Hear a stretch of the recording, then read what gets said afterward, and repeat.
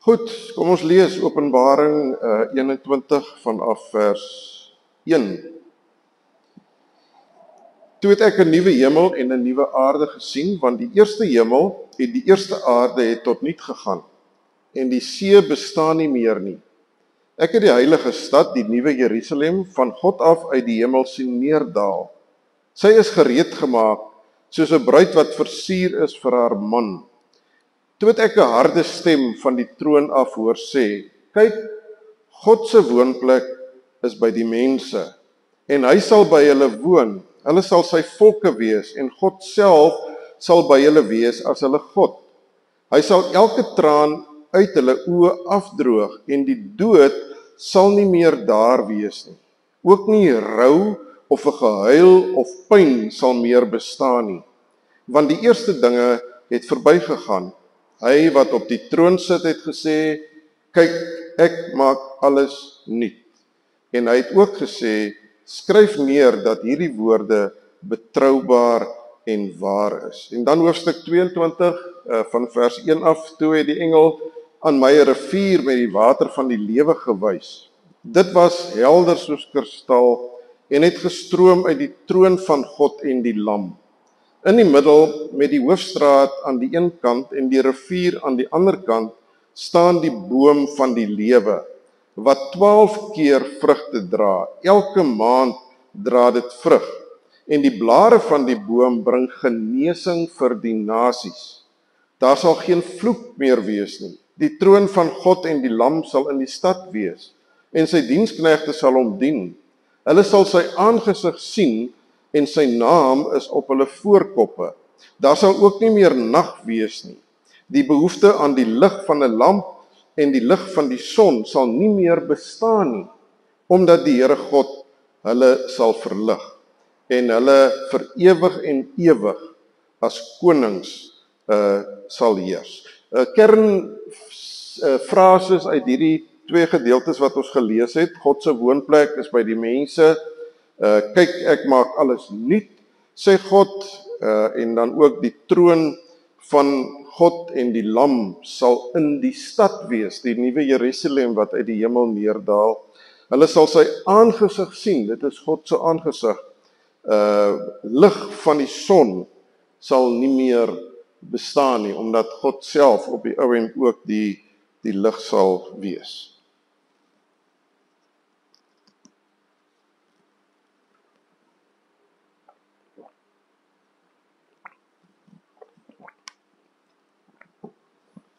Julle moet tog maar onthou, ek vergeet baie keer om die mikrofoon af te sit en dan sluk ek hier oor die mikrofoon soos 'n perd wat water drink, so julle maar net vir my wys. Nee, nie so nie. Ek doen dit net bietjie op 'n ander manier. Goed, ons prentjie waarmee ons besig is om vir onsself af te vra, as ons na die Bybel as 'n geheel kyk, die groot prentjie, God se groot prentjie, hoe verstaan ons die geheel van die Bybel? Ons is baie keer besig om net hierso 'n spesifieke gedeelte te lees, en ons worstel met die betekenis daarvan, en ons probeer dit in perspektief plaas, en meeste gelowiges eintlik het nie regtig 'n perspektief, 'n geheelbeeld van dit waaroor die boodskap van die Bybel in sy geheel gaan nie. En dit is wat ons graag nou in hierdie kerklike jaar mekaar mee wil probeer help, om te verstaan die groot toneel, die groot prentjie waarmee God in hierdie wêreld besig is. En daarom het ons by Genesis begin, en vandag gaan maak ons 'n Genesis aan die begin van die Bybel, en vandag gaan maak ons 'n draai by Openbaring se laaste 2 hoofstukke, heeltemal aan die eind van die Bybel, in hierdie proses om ons gedagtes te help om die woord beter te verstaan, en soos wat ons die woord beter verstaan, dit ook op die ou end ons lewens raak, en ons verhouding met die Here op 'n baie direkte manier beïnvloed. Ons verstaan van die Here, want dit is wat die Bybel is. Die Bybel is God se openbaring van homself aan ons. En hoe meer ons die Bybel leer ken, en hoe beter ons die Bybel leer verstaan, hoe beter leer ons ook vir God ken. Want in hierdie boek en in hierdie bladsye is dit niks anders as God wat op die ou end maar net besig is om homself aan ons bekend te stel nie. So die Here wil homself aan ons bekend stel, en hy's gedurig deur besig om die gordyn vir elkeen van ons in ons eie unieke persoonlike lewens, om daai gordyn so bietjie vir bietjie oop te trek, dat ons meer van hom kan sien en hom beter kan verstaan en meer vanuit sy genade en sy liefde kan lewe. Ons almal en ons sal baie daarby stilgestaan in die wêreld waarin ons lewe, beleef ons dat die hede waarbinne ons leef, en dit is nou nie net vandag vir ons so nie, as mense deur die geskiedenis blaai, jy kan teruggaan letterlik tot by Adam en Eva, en want deur die Bybel lees al die geskiedenis wat daarin opgeteken is, en al die geskiedenis wat ons het van na Jesus na hierdie wêreld toe gekom het, en dan sien ons maar net gedurig deur hierdie ellende en hierdie gebrokenheid en die siekte en die geweld en die vernietiging wat die hele tyd deel is van die bestaan van die mens hier op aarde. En vir ons natuurlik nou is hierdie tydjie waarin ons nou leef, hierdie paar jaar wat ons hier op aarde is dit die groot oomblik van waarheid, die realiteit waarbinne ons leef en die swaar en die moeilikheid waarbinne ons leef. So eintlik wil ons nie regtig te veel weet hoe swaar het ouens regtig in die verlede gekry nie, of hoe swaar kry ouens op ander plekke nie, maar dit is ons eie lewens wat op die ouens spring lewendig reg voor elkeen van ons kom staan, en waarvan ons diep bewus is dat die lewe is nie maar net 'n maklike ding nie. Jy moet hard werk, jy kry swaar, daar is dinge wat gebeur, dinge wat buite jou beheer is, dinge wat jy glad nie verstaan nie, dinge wat jy glo, wat jy weet, God op die ou end in jou lewe ook toegelaat het dat dit gebeur, maar wat jou totaal op die ou end verbuisterd laat, en dat daar vir jou geen sin en geen rede is, hoekom dit nou presies met jou op hierdie spesifieke tydstip moes gebeur nie. En daar nie duidelike antwoorde ook is nie, en jy op die ou end met hierdie onbeantwoorde vrae in jou lewe, baie keer ook maar die paadjie van die lewe moet bly loop. En tog, te midde van dit alles wat ons belewe, die negatiewe dinge wat ons belewe, is daar binne in ons harte hierdie wonderlike troos wat ons ontvang het deur die Heilige Gees en deur die Woord, om te kan weet dat ons gekoop is met die bloed van die Here Jesus Christus. Dat ons kinders van God gemaak is, nie uit omdat ons so goed en wonderlik is nie, maar uit sy genade en sy liefde vir ons, het hy na ons toe gekom en hy het ons sy eiendom gemaak. En daarom leef ons met daardie troos om te kan weet, maar al verstaan ek nie al hierdie goeters wat nou gebeur nie, op 'n manier is ek in die Here se hand. En weet ek ook dat daar aan die einde van die tyd, of as ek dood gaan ergens dan is daar een of ander vorm van 'n heerlikheid wat op my wag, wat alles wat ek hier op aarde ken verreweg oortref.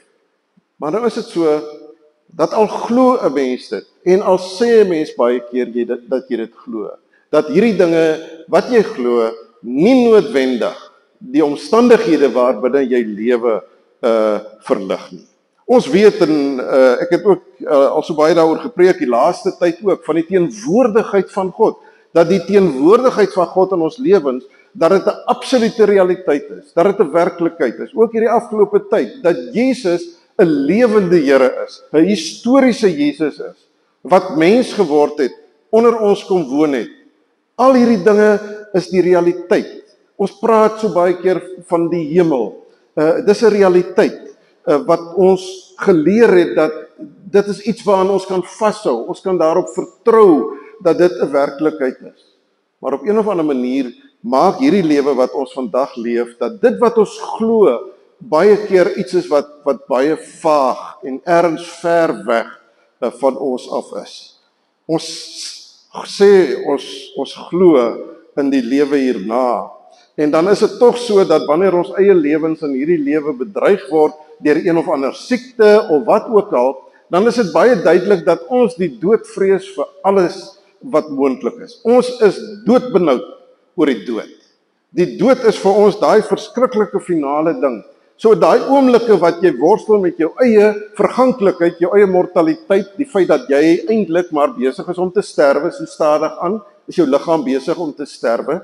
Wanneer jy met daai werklikheid gekonfronteer word, dan maak dit jou beangs en benoud en onseker, en jy weet nie eintlik lekker hoe jy dit moet hanteer nie. Dan is eintlik al daardie dinge wat ons sê dat ons glo, dat wanneer 'n gelowige sterwe, dat hy nie regtig sterwe nie, maar soos Jesus gesê het, hy wat in my glo sal lewe, al het hy ook gesterwe, dat ons by God sal wees, in die hemel, al daardie dinge word dan op die ou end word vir 'n mens verskriklik vaag.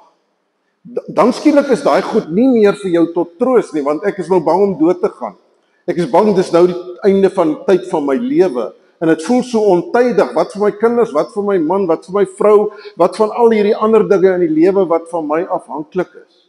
So die eintlike werklikheid waarbinne ons lewe word op die ou en dan die realiteit van hierdie lewe waarbinne ons staan. Maar dit wat ons glo op die ou end is vaag, dis ver weg van ons af, dit is onwerklik. En uiteindelik kan ons maar vir mekaar dan eintlik sê is dat ons is besig om meer om te oorleef as wat ons besig is om te leef. Binne hierdie troos van die Here wat hy vir ons wil gee, die rustigheid, die kalmte waaroor ek nou die dag ook gepreek het. Te midde van dit is ons meer besig om te oorleef as wat ons lewe met daai vreugde, met daai vrede en met daai vervuldheid in ons hart. Wanneer ons gaan kyk, maar wat was God se bedoeling met die mens? Dan het ons nou gesien hier in die Adventstyd ook, dat in Genesis 1 en Genesis 2, God se bedoeling was dat alles goed en baie goed moet wees. God het nie die mens geskep om te oorleef. God het die mens geskep om te lewe. Hy het Adam en Eva gemaak dat hulle die volheid van die lewe, die volheid van vreugde, van opgewondenheid, van troos, van teenwoordigheid van hom, dat hulle dit in al hulle volheid kan belewe. Om naby hom te kan wees, om naby aan mekaar te kan wees, om dat werk sinvol is, dat werk op die ou end genot is, plesier is. So hierdie prentjie wat vir ons geskilder word in God se groot toneel waarmee ons besig is om na te kyk, is dat God se bedoeling met die mens was nooit oorleef en swaar kry en siekte en dood en pyn en in die sweet van jou aangesig jou brood verdien nie. Dit was nie God se bedoeling nie. God se bedoeling was hierdie heelheid, hierdie volmaaktheid waarmee hy geskaap het, en ons ken dan nou die verhaal van Genesis 3 waar die breuk gekom het. En die breuk nie maar net ietsie was van iets wat Adam en Eva verkeerd gedoen het, wat nou nie so ernstig is nie, en dit kan maklik nou maar net so weer van die tafel afgevee word nie. Maar waar Genesis 3 'n tragiese, radikale ingrype is in die skepping van God en die mense lewe wat God alles goed en reg geskaap het. Dat Genesis 3 die ongehoorsaamheid aan God en die opstand van die mens teen God om self God te wil wees en self koning te wil wees, het hierdie totale verval bewerkstellig, waar daar 'n absolute breuk gekom het tussen God en mens en op die ou end ook tussen mens en mens. En vandag met die televisie as ons dit aansit, is dit net ongelooflik, die geweldige geweld wat gedurig deur aan die gang is. Ook nou nog weer Amerika met, wat is dit? Venezuela, wat nou ook nog weer 'n nuwe oorlog is. Dis Genesis 3. Haat, jaloesie, begeerte om te besit, om te hê wat jy het, die vernietiging, die verwoesting, die afbreek, die doodmaak van ander mense ter wille van my doel en wat ek dink is plesier in my lewe. Dit staan vol in die blom voor ons, die resultate van Genesis hoofstuk 3. Die mens se verhouding met God is gebreek. Daarom is die mens homself God gemaak. En nou maak hy wat hy wil en hoe hy wil en wanneer hy wil. So die afstand tussen God is daar en dit het hierdie afstand tussen mense gebring. Pyn, dood, ellende. Maar wanneer ons nou kyk na die Bybelse prentjie in sy geheel, dan sien ons dat God se verhaal wat hy vir ons voorhou, as die ware verhaal wat hy graag wil hê, die verhaal moet wees wat besig is om homself af te speel. God se verhaal is nie die verhaal dat ons moet nou ten alle koste uit hierdie omstandighede uit ontsnap nie. Dat die beste ding wat met ons kan gebeur, is dat ons net uit hierdie omstandighede uitgehaal kan word. En daarom begin die plek van die hemel, begin dan ook op 'n stadium in 'n mens se lewe 'n belangrike rol speel. Iemand wat langdurig siek is, wat langdurig swaar kry. Dan kom 'n dag wat die persoon op die ouend sal sê, maar ek het verlange om heen te gaan, om by Christus te wees, soos wat Paulus gesê het. Ek het verlange om te gaan, om weg te gaan uit hierdie omstandighede uit. En dit is op die ou end die prentjie wat ons dan baie keer ook van die hemel het, is dat die hemel is daar ergens waar dit beter is as wat dit hier is. En dat God tog net op een of ander manier vir ons net uit hierdie ellende uit moet haal. En dat wanneer ons eendag ook by hom is in die hemel, dan sal ons hierdie ellende en die swaar kry en die pyn en die moeite en die verdriet, sal ons dit op die ou end hierso agterlaat. Dit is dinge wat by hierdie wêreld hoort, hierdie gemors wat deur Genesis 3 op die ou end ook veroorsaak is. En as God vir ons iets wil doen, dan moet God op die ou end vir ons uit hierdie situasie moet hy vir ons uithaal. Maar ons sien in die Bybel dat dis nie God se rigting van beweeg nie. God beweeg nie met ons weg na die hemel toe nie. God se beweging, en is belangrik dat ons dit moet kan raak sien, is God se beweging is na ons toe. In hierdie ellende in, kom God na ons toe. Hy vat ons nie na hom toe nie. Ja, dit het ook nou ergens 'n plek, ek sal net nou daarby kom. Maar hy kom na ons toe. Hy kom na Adam en Eva toe. En hy sê, waar is julle? Hy kom op die ou end na Abraham toe en sê, Abraham, ek roep vir jou, ek stuur vir jou. Ek wil deur jou, wil ek op die ou end die nasie seën. God kom na Abraham toe. Abraham het nie na God toe gegaan nie. God kom na reg deur die Ou Testament, is dit God wat die heeltyd na sy volk toe uitreik, wat sy liefde en genade oor aan hulle bewys. Dis God, wat sonder dat die mens dit gevra het, sy seun na hierdie wêreld toe stuur. God kom na ons toe. Hy kom na ons toe in hierdie omstandighede waar binne ons staan. Uit die nageslag van Dawid kom die Here Jesus Christus na hierdie wêreld toe. En sê die apostel Paulus vir ons in Filippense 2, het hy dit nie as roof beskou, die 83 vertaling nog gesê, om 'n mens te word soos ons nie. Die seun van God kom en hy neem 'n menslike natuur aan. God kom onder ons woon deur Jesus Christus wat genoem word Immanuel, God met ons. Toe die Here Jesus opvaar na die hemel, kom God weer eens na ons toe deur die Heilige Gees. Die Heilige Gees kom woon binne in ons op hierdie aarde te midde van hierdie ellende waarin ons onsself bevind. So oor en oor kry ons hierdie waarheid in die skrif terug, dat God kom na ons toe. Die ontvlugting is nie om weg te gaan nie, want hy kom na ons toe in hierdie omstandighede en situasie waarin ons verkeer. En daarom het die Here Jesus en ook die Johannes die Doper ook kon verkondig dat die koninkryk van God het naby gekom.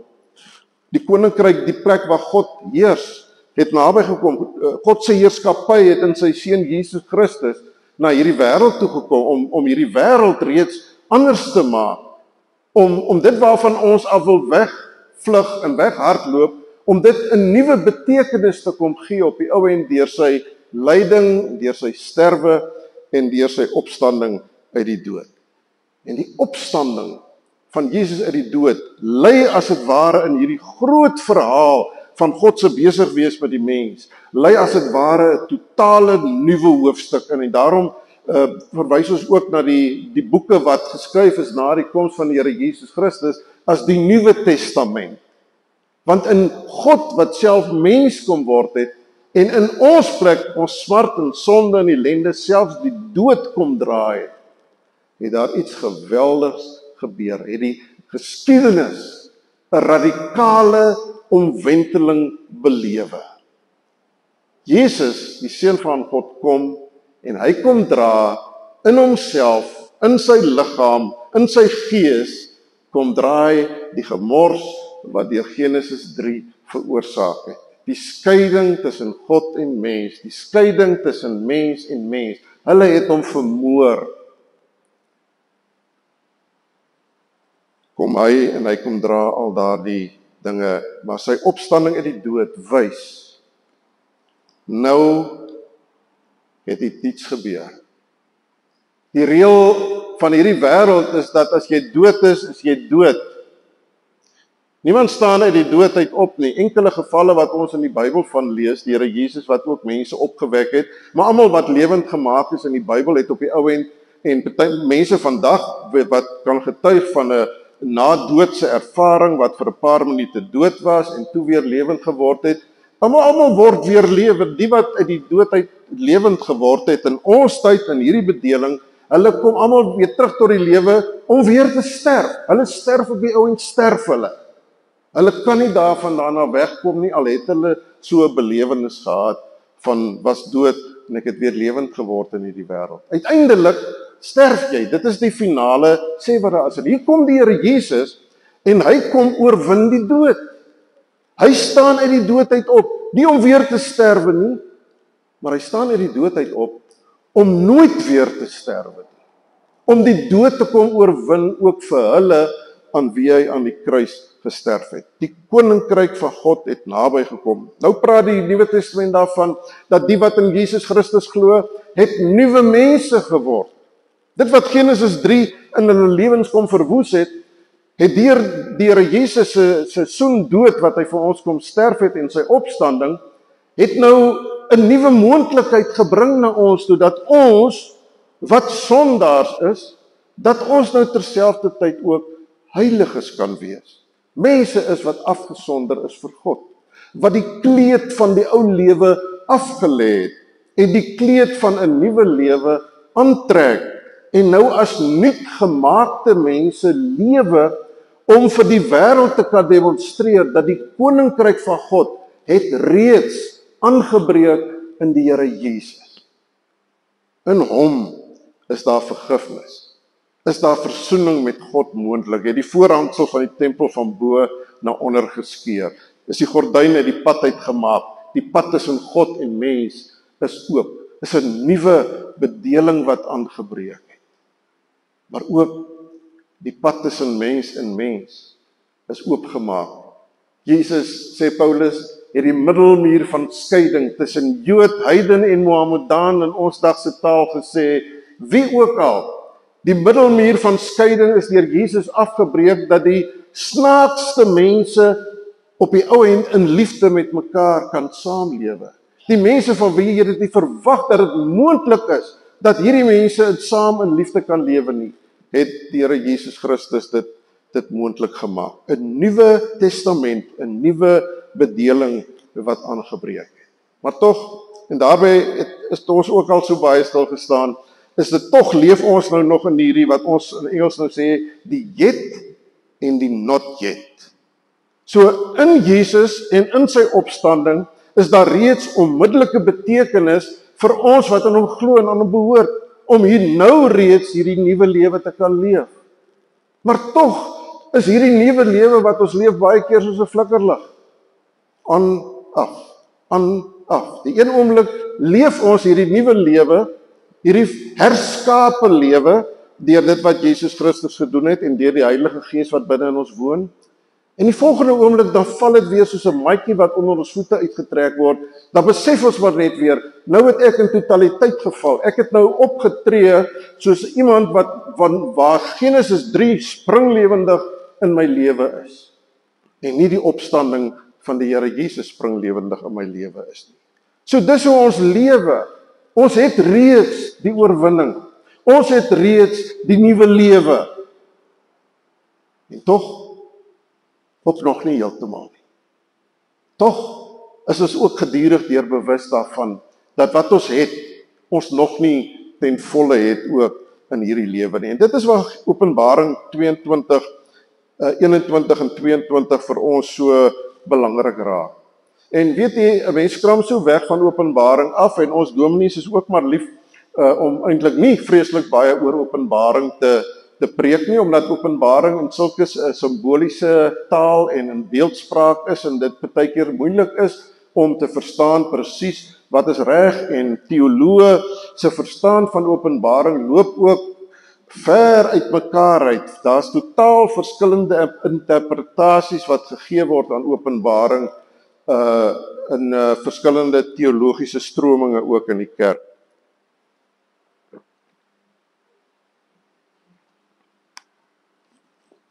Die groot skeiding wat daar is tussen teologiese strominge in die kerk. En op die ou end gee ons nie baie aandag aan Openbaring nie.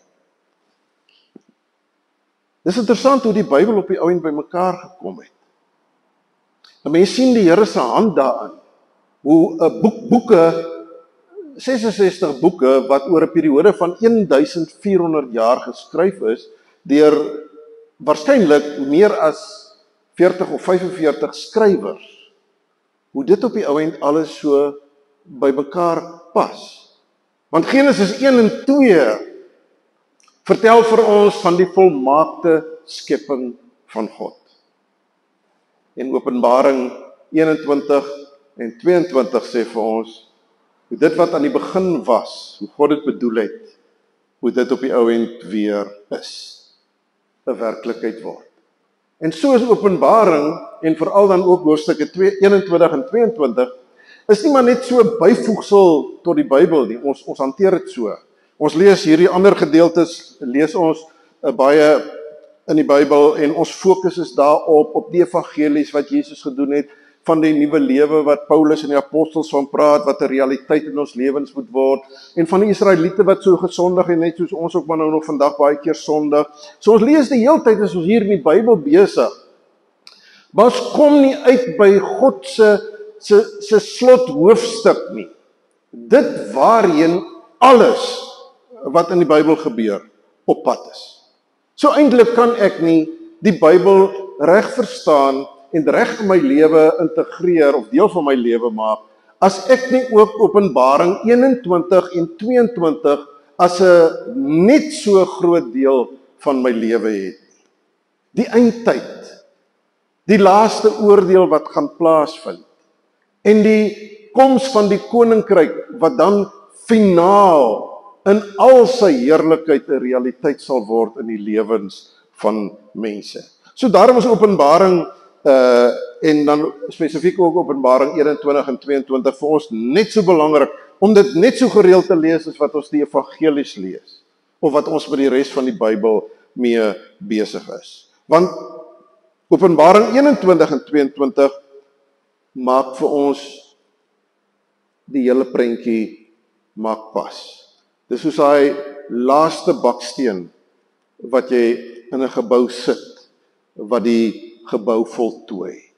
God se besig wees met hierdie wêreld word op die ou end hier in Openbaring 21 en 22 afgerond.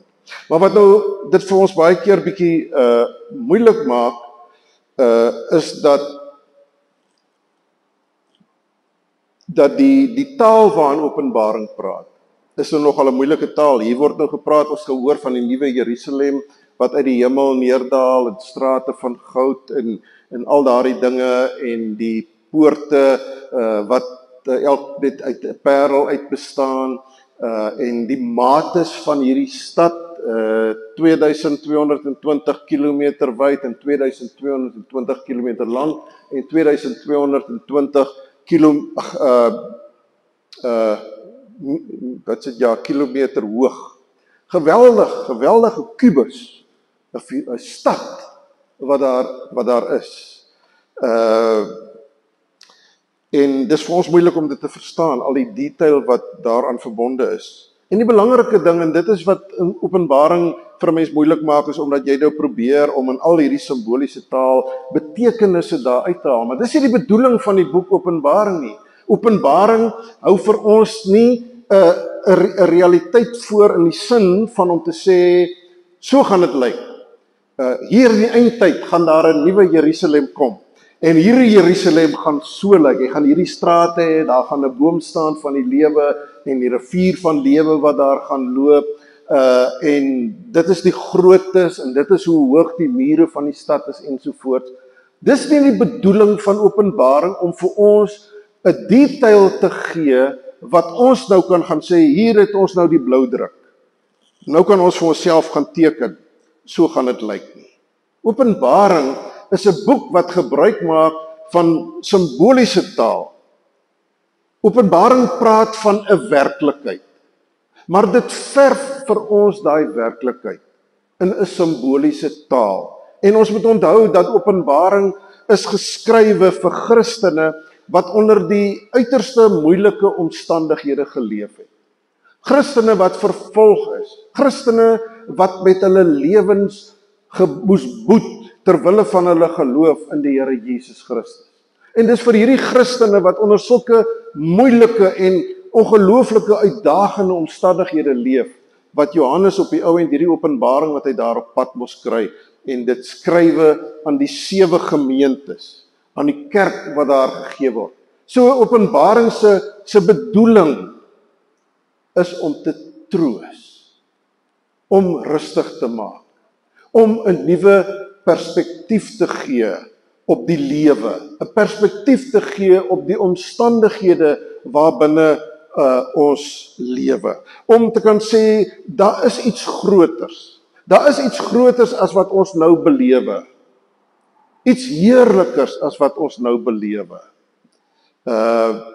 Maar dis nie 'n foto wat geneem word en vir ons gegee word nie. So eintlik as ons op die ou end dan ook hierdie gedeelte wat ons gelees het vanmôre wil verstaan, dan is dit belangrik om te weet dat dit wat hier aan die apostel Johannes geopenbaar word van hierdie stad wat uit die hemel uit neerdal, dat dit nie noodwendige stad is wat nou so gaan lyk nie. Dit wat vir ons voorgehou word, is ondenkbaar. Ondenkbaar heerlik.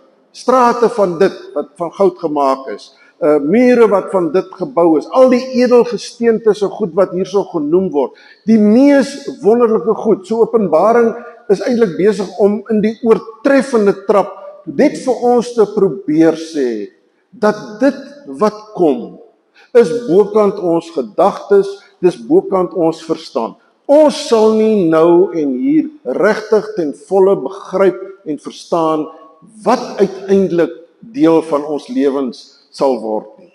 Dit is iets amazing, soos wat ons in ou Afrikaans sou sê. 'n Wonderlike ding wat besig is om 'n waarheid te word. Maar nou, die belangrike ding. Ons gaan nie na die hemel toe nie. Die hemel kom na ons toe. Dis hoe God die hele tyd deur die Bybel besig is om te werk. Hy kom na ons toe. Hy reik uit na ons toe. Hy stuur sy seun na ons toe in ons omstandighede. Uiteindelik wanneer hierdie finale herskepping aanbreek, wanneer die huidige aarde vergaan en die huidige hemel soos wat ons dit ken vergaan en daar 'n nuwe hemel en 'n nuwe aarde gaan wees. Is dit belangrik vir ons om die woord van die Here te hoor, is dat dit kom na ons toe. God het begin in Genesis 1 en 2 om hierdie wêreld wat ons ken, hierdie skepping te maak vir die mens, dat die mens in hierdie ruimte vir hom sal verheerlik. Dis die sonde van Genesis 3 wat alles kom verwoes het. In Openbaring 21 en 22 wil vir ons sê, dit wat was in Genesis 1 en 2, wat vernietig is in Genesis 3, word weer in al sy glorie herstel.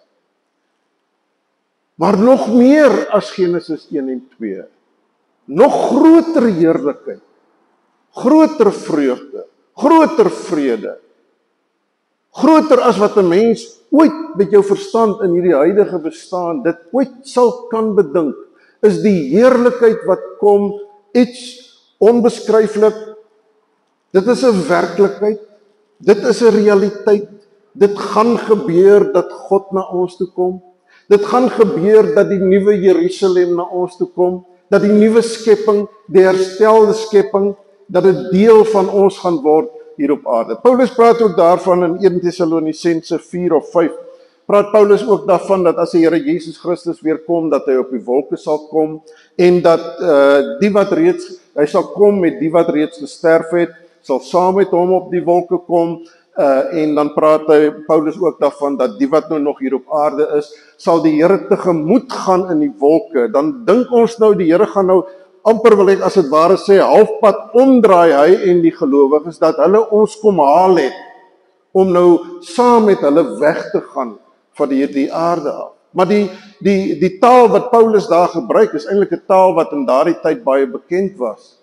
Dat as die koning die oorwinning behaal het, met die gevegte, en die koning kom terug na die stad toe, dan blaas die wag op die muur, blaas hy die trompet om te sê, die koning kom terug, hy het oorwin, ons kan dit sien, die vlae wat wapper tussen die perde, die koning het oorwin, hy kom terug, en dan gaan die stad uit, die koning te ontmoet. En dit is waarvan Paulus ook praat, dat die wat nog lewe as Jesus weer kom, saam met die wat reeds gesterf het, hom tegemoet sal gaan, maar nie om weg te gaan van die aarde af nie, om te gaan haal om na die aarde toe te kom. God gaan dit wat hy aan die begin bedoel het, die aarde vir die mens, word op die ou end 'n werklikheid wanneer die hele aarde op die ou end weer herstel is. So die oortreffende trap waarmee Openbaring werk, praat nie nou weer van 'n tuin wat nou weer nuut gemaak gaan word nie. Nee, die tuin word nou op die ou end 'n stad. Dis 'n stad wat neerdaal. Dis nie weer die ou paradys nie. Die ou paradys was goed, volmaak, baie goed, het God gesê. Maar nou selfs wil ek amper sê, met groter bederf, kom God op die ou end met die hemel na ons toe. Hy daal neer om dit wat reeds in ons harte en in ons lewens se werklikheid is, om dit finaal te kom voltooi. Die Here is reeds teenwoordig. Dis die wonderlike troos wat ons nou die dag ook by stil gestaan het, waarmee ons ook 2026 kan binnegaan. Dis dat die Here is deur sy genade, is hy by ons. Nou hier, by ons, in ons swakheid, in ons gebrokenheid, waar ons foute maak, waar ons sondig voor hom, hy's die heeltyd is hy daar, in ons nood, wanneer iemand ander ons leed aandoen, swaar kry, is hy daar, hy is die hele tyd, is hy daar deur sy Heilige Gees, deur Jesus Christus wat dit vir ons moontlik gemaak het, is hy by ons. Ons kan hom nie sien nie. En dis deel van ons probleem. Maar op een of ander manier, wanneer die nuwe Jerusalem aangebreek het, wanneer die wederkoms plaasvind, en hierdie dinge, dit hier op aarde finaal verander sal word, staan daar dat die troon van God en die Seun is tussen die mense. Hy kom woonplek maak by die mense. Hy kom na hulle toe, en hulle sal hom van aangesig tot aangesig sien. Die hele Bybel deur kon niemand God van aangesig tot aangesig sien en bly lewe nie. Jy kan die God se heerlikheid aanskou as 'n gebroke mens en bly lewe nie. Maar nou, met hierdie groot oomblik wat aanbreek, sal ons hom van aangesig tot aangesig sal ons hom sien. So die paradys is nie net herwin of herstel nie. Die ou paradys is nie net herwin of herstel nie. Maar dit is volkome nuut. Kyk, ek maak alles nuut, sê God. En dan ook sê Johannes in hoofstuk 22 die woorde van die Here Jesus wat hy aanhaal, dis afgehandel. Die groot toneel loop op die eindelik, vind sy sluitstuk, vind die laaste baksteen wat by mekaar kom. Wanneer daardie oomblik van finale heerlikheid, finale triomf oor die bose en magte wat finaal verslaan word en in die vuur gewerp gaan word op die ou end. Wanneer al daardie dinge gebeur, dan kom hierdie heerlikheid by mekaar. Wat gebeur nou intussen? Ons leef nou nog intussen, die nuwe Jerusalem het nog nie gekom nie. Ons gaan dood. Gelowers, ons vriendes, ons geliefdes gaan dood. Die Bybel sê vir ons, hulle is reeds by die Vader in die hemel. En nou praat ons weer van die hemel, is die hemel dan nou daar ergens? Hier ergens is die hemel nou. Ons koppies is te klein. Ons kan dit nie bedink nie, ons kan net dink in terme van tyd en ruimte. Maar tyd en ruimte is deur God geskape. Julle opgelet dat God het al lig en duisternis geskape voor hy nog die son en die maan en die sterre geskape het, in Genesis 1. En hier, wanneer hy by ons kom woon en alles hier nuut maak en verander, dan gaan die son en die maan en die lig nie meer nodig wees nie. Openbaring sê, daar gaan nie meer 'n son en 'n maan en 'n lig nodig wees nie. Want God se heerlikheid is ons lig. So ons praat in 'n sekere sin van twee wêrelde wat vir ons baie moeilik is om by mekaar te bring. Want as ons praat van die hemel, dan wil ons dink aan 'n plekkie daarbo somewhere, ergens, agter wat die verste teleskoop kan kyk, waar God fisies daar sit op 'n troon, en waar al hierdie dinge fisies so gebeur, waar mense voor die troon is en wit klere aan het, maar dis nou mense wie se liggame nog nie uit die dood uit opgestaan het, maar hulle het wit klere aan.